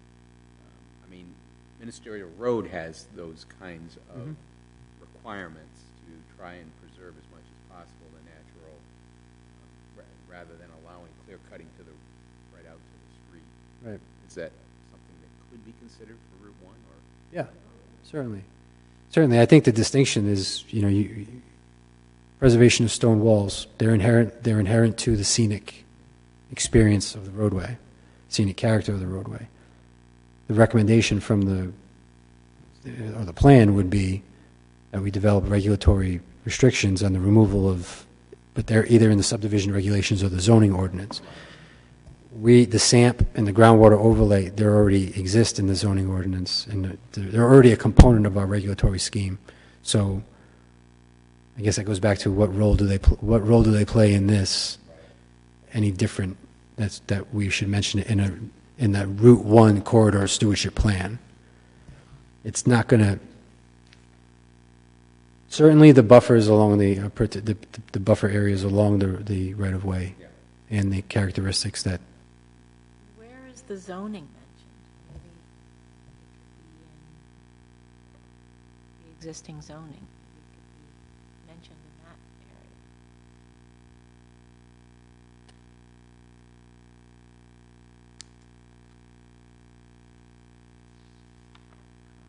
area. I guess it's not specifically called out.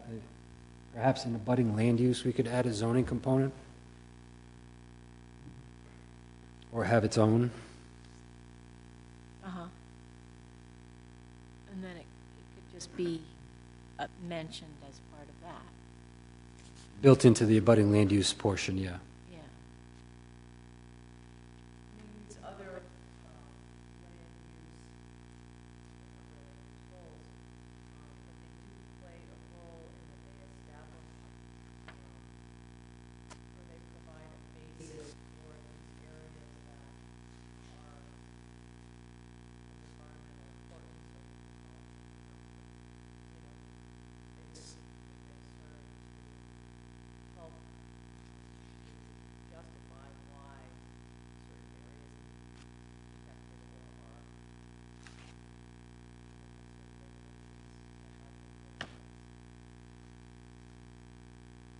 important.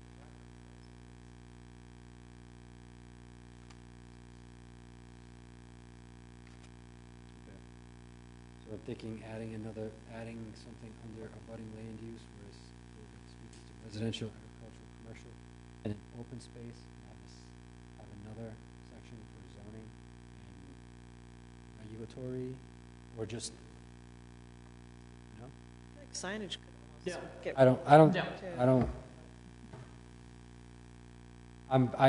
I kind of have a difficult time figuring out where this fits into stewardship of the roadway. I can see how we can tie it in development along the, adjacent to the corridor, and suggest regulatory mechanisms to preserve the corridor experience. But to recognize overlay districts and those types of things, it's already in our regs. Right. It's a development component. And I don't know how we tie it back to stewardship. I think it's data and controls that justify why we need stewardship of these areas.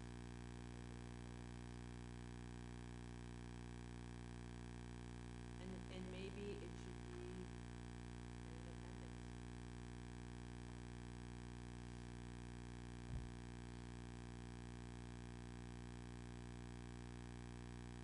We have natural heritage areas, I don't know if any exist specifically along this corridor, that you don't necessarily protect a property, but there has been research and data developed, and that's why those exist, just like the CEM wildlife habitat. I guess it also, I mean, in thinking about water quality, like the stormwater issue, I mean, the SAMP plan is developed for a water, I mean, there's a storm flooding issue, but there's also a water quality component. And that's largely what drove the expansion of the CRMC's jurisdiction along the coast. And the same for the groundwater overlay district. In fact, the pond water quality is an important water source, but it's also important from the wildlife standpoint, and the plant standpoint, to maintain water quality. So, So we've identified that we've talked about the stormwater component of the corridor and how existing conditions contribute to the water quality problem, to set us up for the next chapter where we make suggestions and say green infrastructure, any opportunity we get to improve water quality and BMPs, we should undertake it. Short of that, I don't know how we would incorporate a CRMC SAMP, the Special Area Management Plan regulatory component, into what does that mean for the corridor. So we have stormwater and how it ties into the water quality. What about the roadway ties into a special area management plan that we would need to identify it? I can see how the groundwater overlay district would, because you're talking about water quality, they go hand in hand with stormwater. and scenic qualities that are adjacent to the road. I mean, if you start putting that water body, Mhm. it will change. Mm-hmm. I don't know, I'd have to look at the SAMP plan and see, because I don't have it in my head anymore, but it just seemed like another opportunity to just call it out as it's within this special area. And so,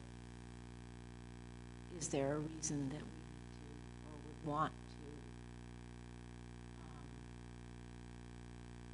to, just to call that out for, I don't know, I'd have to look at the SAMP plan and see Mm-hmm. what might make sense, but. So if we're under, if we could just back to susceptibility to change, if we're taking the first few sections, physical characteristics, aesthetic, intrinsic, abutting land uses, calling out the, the good, the bad, and the indifferent, and we're identifying locations that are great, identifying locations that could use assistance, then we get to susceptibility to change. We're going to talk about how those areas, like buffering or stone walls, for instance, they are currently susceptible to change because there is no current regulation. That when you go forward, when we talk about, in here, topic number 4, where it says address roles and responsibilities for units of government and other stakeholders, right under that, it says the plan should articulate roles and responsibility of local boards, commissions, and administration. So the boards, there are boards already in town that are responsible for drafting and revising ordinances and adopting those drafts. So I go back to my idea that we don't really, I don't think we want to call out zoning or some other mechanism at this point. We simply want to identify, to me, I would want to identify the areas that are susceptible to change, and then in the action item, identify those mechanisms in which we can put a better protection on it, whether it's the buffer, whether it's the groundwater, or stone wall. So we don't, I just don't want to see us get caught up in putting not only more than we need in this document, but specifically zoning. Start to play And you see people who deal with zoning every day are going to, you have cross documentation here, and that can get tricky. I think we just leave it in the, we have this opportunity in the action items to take everything that we like and enhance and protect it, and everything that we're concerned about, and try to mitigate for it, and try to protect it for that in the future. Yeah, no, I agree with your line of thought there, because and it may extend to things that we're only now learning about. I mean, even salt application on highways, and that there is going to be a standard developed to say this is really the fine line you should be using certain best practices, Right. and not overloading that, because that will have consequential impact on adjacent vegetation. Right. Well, and that's Water a great quality. point, So, right? That yeah. there are things we don't know yet, Right. and to make this document relevant 15 years from now, 10 years from now, the BMPs the best management practices could be different for drainage, or green infrastructure, or swales, or rain gardens in the medians, Right. where we can mitigate for that, where we haven't thought about it today. So, for example, even though we're not there yet, on page 6 and 7, goal 3, where the bulleted list, every sentence basically starts off with, consider amending the zoning ordinance to Yes, right. either ensure the protection of stone walls or increase setbacks. How would you then, and maybe this is a discussion for next meeting, how would you then revise that?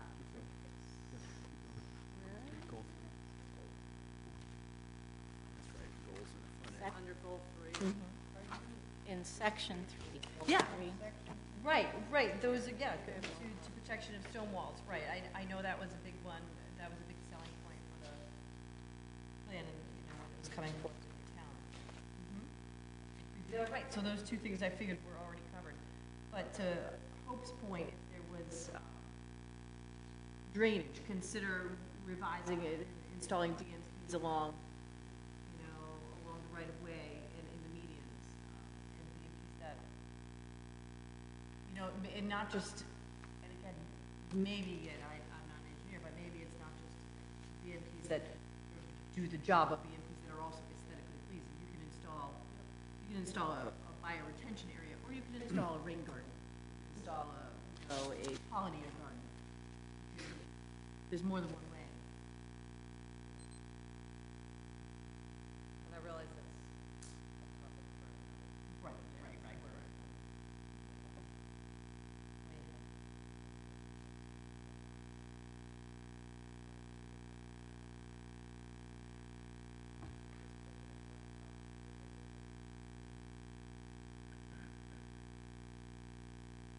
So it's susceptibility to change. The only thing I wrote down was and someone said it better than what I wrote, which was basically the term development.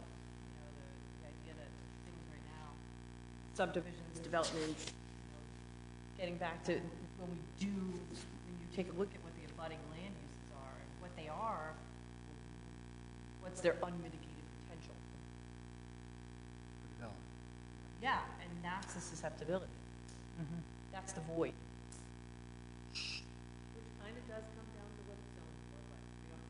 does, right, it does, absolutely, and that's kind of what I was asking earlier, but I don't want to get into zoning. But is this going to end up in an exercise where we start changing people's development rights on their property because they have what we want? No, I'm sorry, but you're already suggesting that. We're suggesting mitigative actions to not lose certain features that doesn't speak to the intensity of use, it talks about how you develop. So if we're going to look at about the buildability of the areas that are what we want, the development capability of it, meaning one lot versus 3 lots, do we want to get into that versus Or flexible design residential development, right? preserving stone walls and preserving buffers and preserving the view corridor? What's beyond the view corridor is not really, it doesn't impact the roadway. It goes beyond stewardship at that point. It goes to responsibility of the approval of the plan. I think it's going to go somewhere that is not going to be well received. You're now taking something that, I think you stated it. certainly I think certainly anything that is a component or adds to the corridor, the scenic value of the corridor, any value of the corridor, is fair game. We start getting beyond that. Consciously increasing the planting of wildflowers along the corridor where don't exist now, where they could enhance the experience of driving. I think eliminating some of the grass area in the medians and putting in wildflowers. One is visual, pretty. 2, it's less to mow. I don't know what kind of maintenance comes with those. Sounds good. Everything has some maintenance. Right. Right. I even like the blue stem. Just let it go, I don't mow it. So nice. Another area of susceptibility that would really affect the visual quality of the experience of driving along the highway is the fact that we're getting more and more frequent windstorms that bring down trees. And what happens is a lot of the properties along the road do not have a sense of responsibility about what to do about the trees that come down. So it's starting to look like the forests along the roadway are just kind of abandoned and, willy-nilly. It seems to me that's like the issue with the power lines. We're not going to be able to come up with a solution now, but we ought to point out these issues, because if you're talking about trying to maintain the corridor, I mean, if this were a private property all together and somebody was going to really make it top-notch, they would get in there and they'd get rid of all those trees that are lying down. And but we may not be able to do that.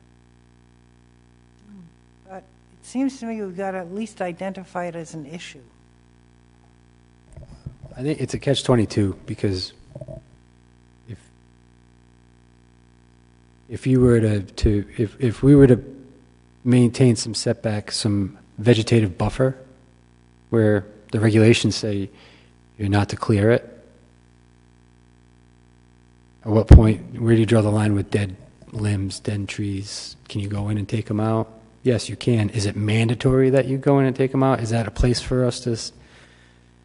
Can we do that? I don't know. What if the homeowner doesn't have the means to do it, and it wasn't their fault? And if they don't have the financial means to have it removed, if it's like an exceptionally large tree? And I may not notice them, so I will pay attention to the dead trees that are there. But they do serve a purpose, and they serve a purpose standing. I actually just noticed one today that's this big, beautiful oak tree that's dead on the side of the highway, and it's, but they serve a purpose for wildlife and nesting. And even when they fall down, they're decaying and providing nutrients and retaining carbon that is slowly going into the soil that's there. And so there is an aesthetic, and there's also, an acceptance of an understanding that is different for different people. And, so I don't know. I just have to speak up. Yeah, well, no, that's a good response. But I may, I don't notice it because I don't mind it, so I'll pay attention to it. From that perspective. Yeah, no, I understand what you're saying. I mean, part of it may be just an educational process to get people to understand the value. But there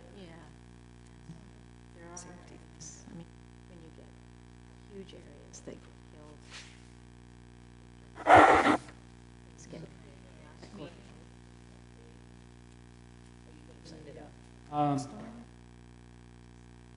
So March is pretty much booked solid in this room.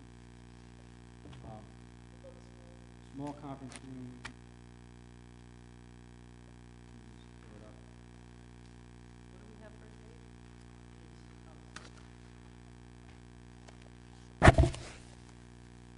Are we going to the fourth Thursday or the last Thursday? Last month we kind of bounced around because as a lot of dates didn't work, and we just kind of grabbed the one that seemed to work for everybody.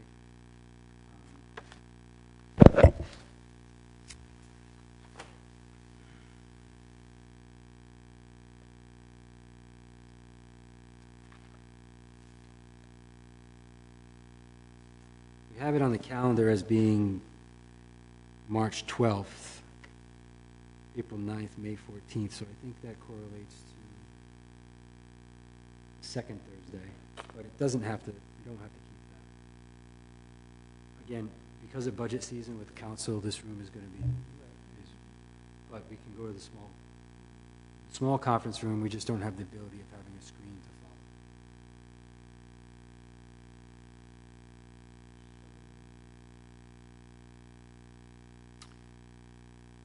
March 12th is 2 weeks away.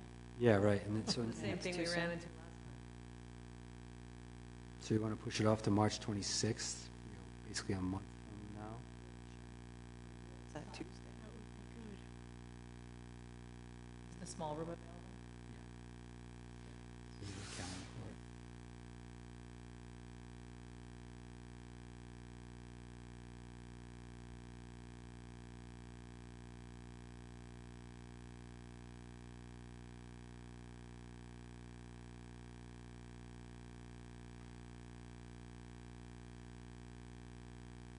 One other question I'd like to,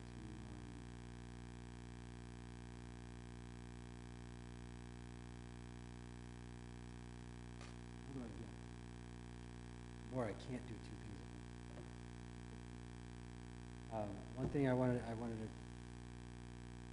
ask you guys about is, collectively, when does the committee want to have these plans complete?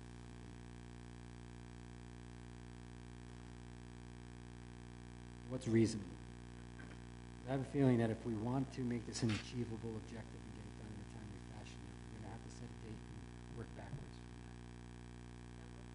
Build ourselves into it. So September gives you March, April, May, June, July, August. Kind of gives you seven meetings. What's the process? So we get a plan, we like it, it goes to council, and then from there, does it go to We go to planning board planning board, and then council. and then council, and then the scenic highway? State Scenic Highway Board? I asked Mike that question, and he couldn't find anything that required the blessing of the board. Sure. So,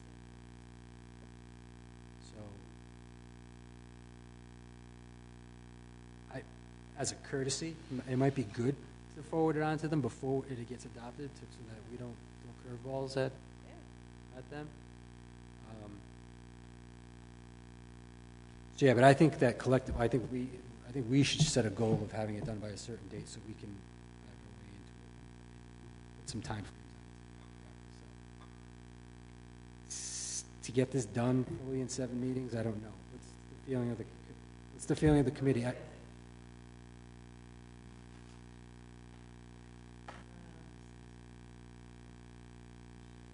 Seven?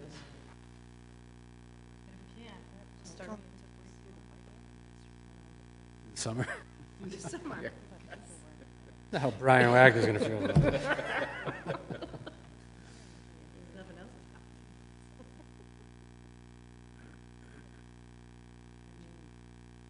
Know what you see in the room, right? Right, right.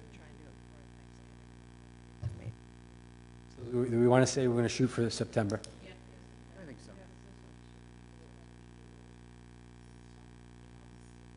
So that's September to planning or that's September to council? That's September, just to have a completed draft, Okay. right? For us to say, okay, we've polished it as best we could, and it's. So with that, I will try to back into building time and to review a final document, to put the finishing touches on certain chapters. And it may be an accelerated time frame as far as homework from everybody. I was going to say. With this many people on a committee and having this much input, it's extremely valuable, but it's also difficult to corral and polish. So breaking it out into, if the more we can break out into individual homework assignments and come back and review it collectively, the better we're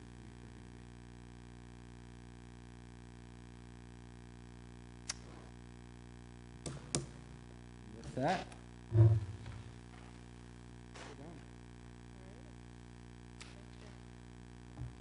so next meeting we said was going to be the 26th.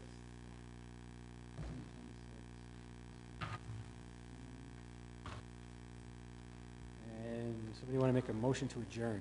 Make a motion to adjourn? Second. Aye.